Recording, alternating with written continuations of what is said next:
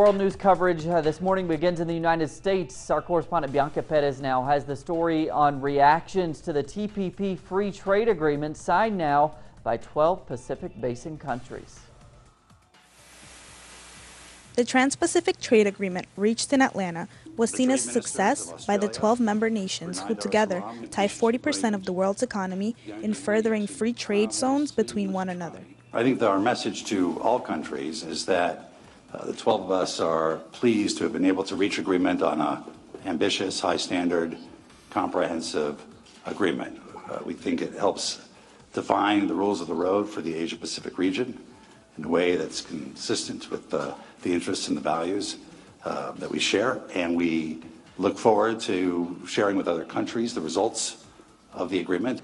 The AFL-CIO, which comprises more than 50 unions and represents 12.5 million working men and women, opposes this agreement, citing that the accord will give large companies the power to continue the exploitation of their workers and a damage to the environment. We continue to have concerns about the big promises being made about the labor chapter and how it will conserve for workers the ability to exercise fundamental freedoms. We haven't seen robust enforcement of those chapters in any prior deal. Since the beginning of 2015, workers' rights activists have rejected the lack of public access to the content of the agreement, which they claim will be more detrimental than the North American Free Trade Agreement. All of the foreign investors that get these extreme legal rights, they're going to benefit.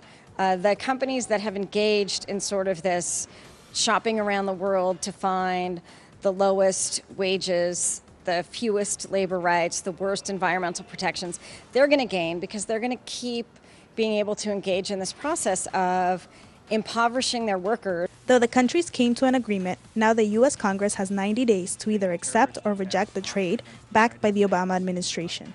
In June of 2015, a fast-track bill was approved which takes away the legislator's ability to make any changes to the accord. Bianca Perez, Telesur, Washington, D.C.